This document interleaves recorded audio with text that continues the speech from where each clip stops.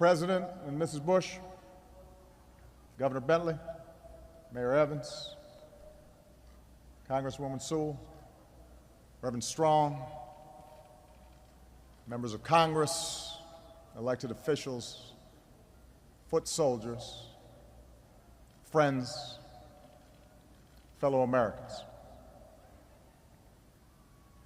As John noted, there are places and moments in America where this nation's destiny has been decided.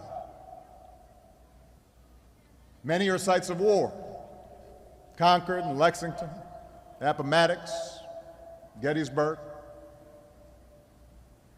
Others are sites that symbolize the daring of America's character: Independence Hall and Seneca Falls, Kitty Hawk and Cape Canaveral. Selma is such a place. In one afternoon, 50 years ago, so much of our turbulent history, the stain of slavery and anguish of civil war, the yoke of segregation and tyranny of Jim Crow, the death of 4 little girls in Birmingham, and the dream of a Baptist preacher, all that history met on this bridge.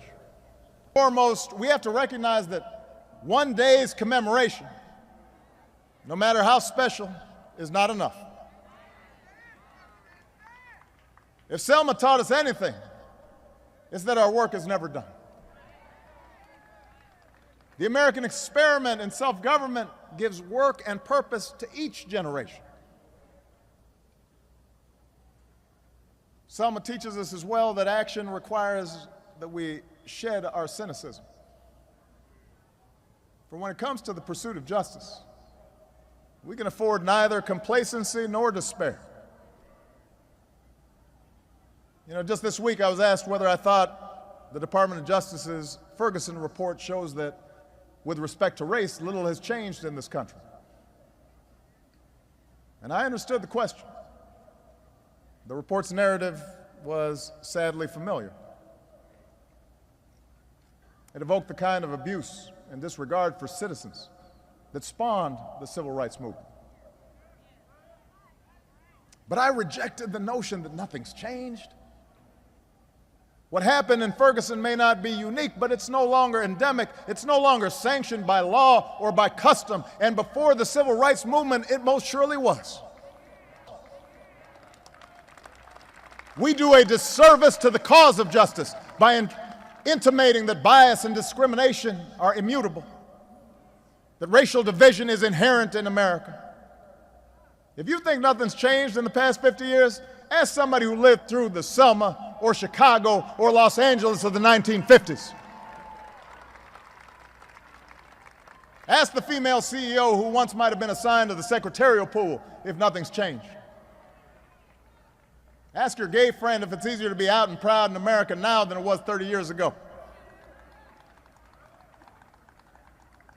To deny this progress, this hard-won progress, our progress, would be to rob us of our own agency, our own capacity, our responsibility to do what we can to make America better. Right now, in 2015, 50 years after Selma, there are laws across this country designed to make it harder for people to vote. As we speak, more such laws are being proposed. Meanwhile, the Voting Rights Act, the culmination of so much blood, so much sweat and tears, the product of so much sacrifice in the face of wanton violence, the Voting Rights Act stands weakened. Its future subject to political rancor. How can that be? The Voting Rights Act was one of the crowning achievements of improved this great nation of ours. 50 years from Bloody Sunday. Our march is not yet finished, but we're getting closer. 239 years after this nation's founding, our union is not yet perfect, but we are getting closer. Our job's easier because somebody already got us through that first mile. Somebody already got us over that bridge. When it feels the road's too hard, when the torch we've been passed feels too heavy, we will remember these early travelers and draw strength from their example and hold firmly to the words of the prophet Isaiah. Those who hope in the Lord will renew their strength. They will soar on the wings like eagles. They will run and not grow weary. They will walk and not be faint. We honor those who walked so we could run. We must run so our children soar, and we will not grow weary, for we believe in the power of an awesome God, and we believe in this country's sacred promise.